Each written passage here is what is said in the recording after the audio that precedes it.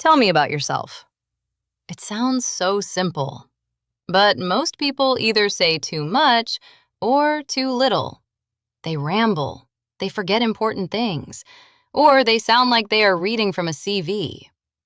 Today, Alex has a big interview coming up. He asks his friend Sarah to help him prepare. Watch how they work through it together. Notice how Alex starts and how he gets better. We will look at the key phrases at the end. Let's go. Alex has a job interview in 2 days. He has asked Sarah to do a mock session with him. She has interviewed people before. She knows what works and what does not. Okay, I am as ready as I will ever be. Ask me something. All right.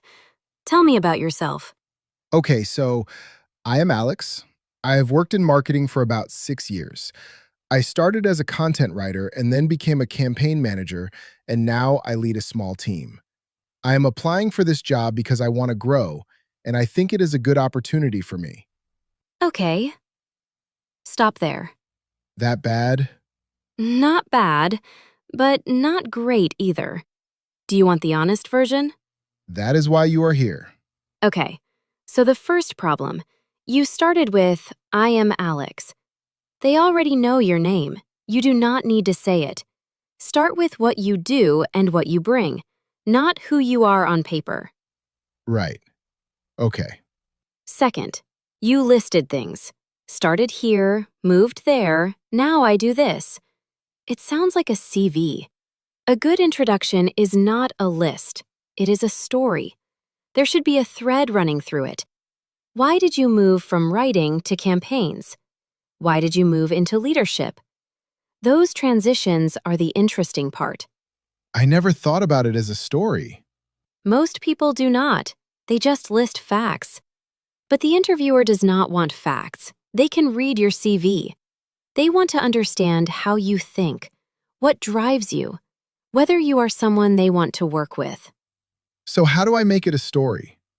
Think of it in 3 parts: where you started, what you learned along the way, and where you are going, and why this job fits into that.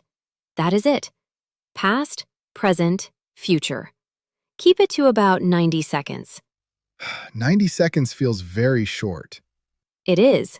That is the point. If you cannot explain yourself in 90 seconds, the interviewer will lose interest. You can always go deeper on specific things when they ask follow-up questions. But the opening answer needs to be tight. Okay, let me try again. Go ahead. I started my career as a content writer, which taught me how to communicate clearly and understand what an audience actually cares about. Over time, I realized I was more interested in the strategy behind the content, why certain campaigns work and others do not.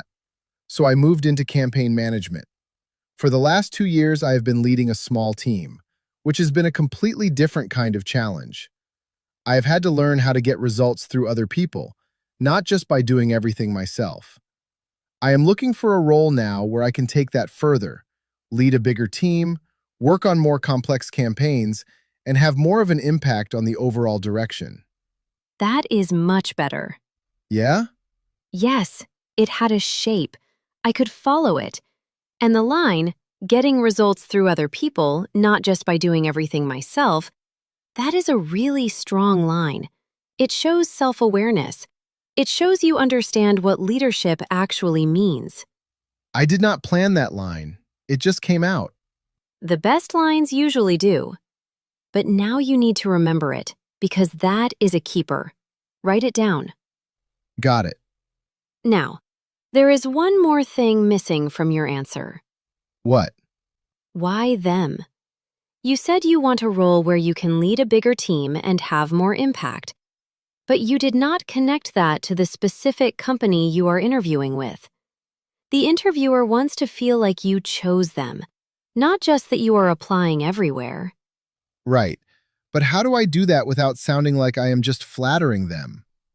Be specific. Do not say, I love your company and your values. Everyone says that. Say something you actually know about them, something from their website, their recent news, something a person there said in an interview. Show that you have done the homework. Like, I read that you are expanding into Southeast Asia, and I have experience running campaigns in that region. Exactly like that. That is 100 times more convincing than, I admire your culture. Because now I know you have actually thought about how you fit in specifically.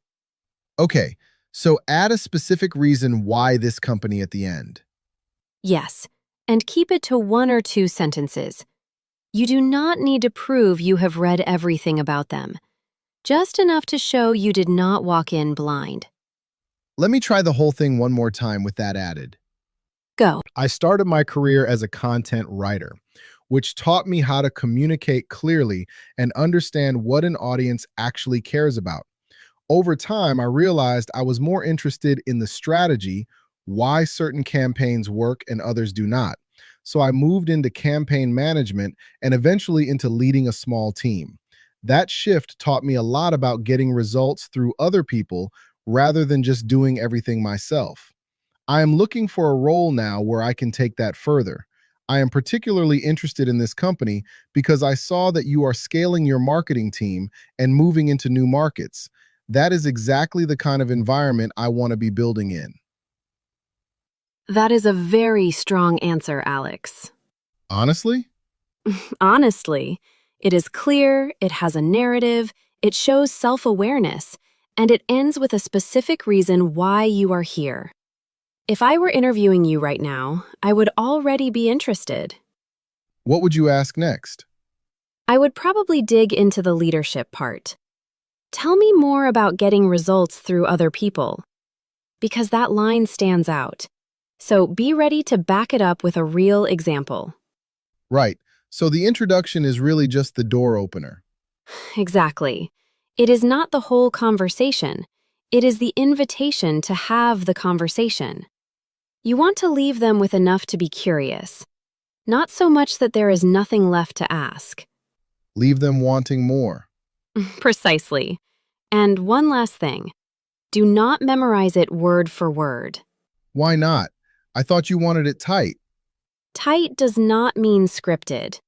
If you memorize it word for word, the moment you forget a line, you will panic. And it will sound like a recitation, not a conversation. Know the 3 parts: past, present, future. Know the key lines, but let the words come naturally. So practice it enough that it feels natural, but not so much that it becomes robotic. Exactly.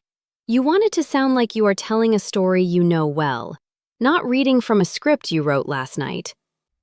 That is actually really helpful. I have been practicing it the wrong way, trying to get every word exactly right. Most people do. The goal is confidence, not perfection. An answer that is 80% polished and 100% genuine will always beat an answer that is perfect but sounds rehearsed. Okay, I feel a lot better about this now. Good. You have a strong story. You just needed to learn how to tell it. That is what a good preparation conversation looks like. Alex started with a flat, forgettable answer, and by the end, he had something genuinely strong.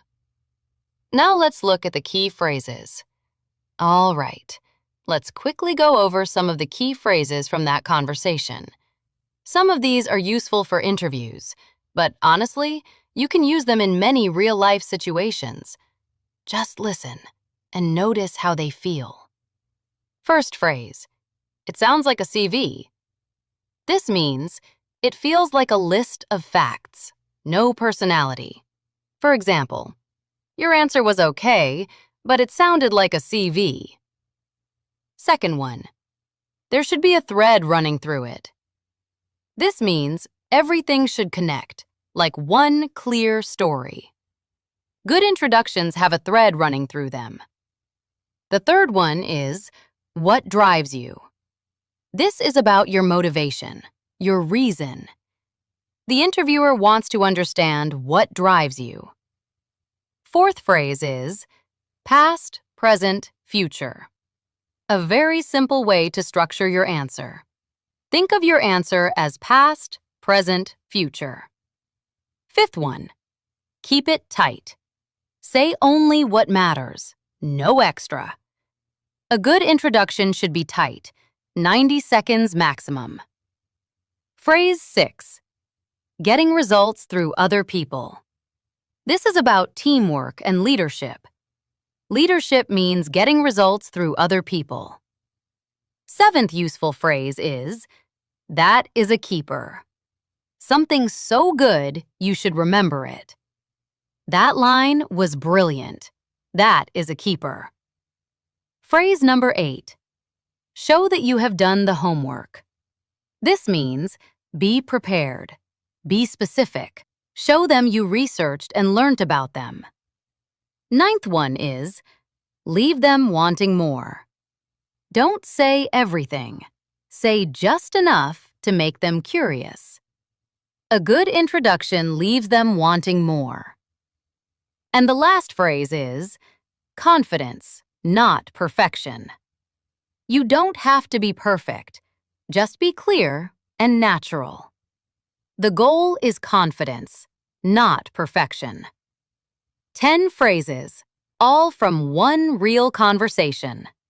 Now practice your own introduction. Use the 3-part structure: past, present, future.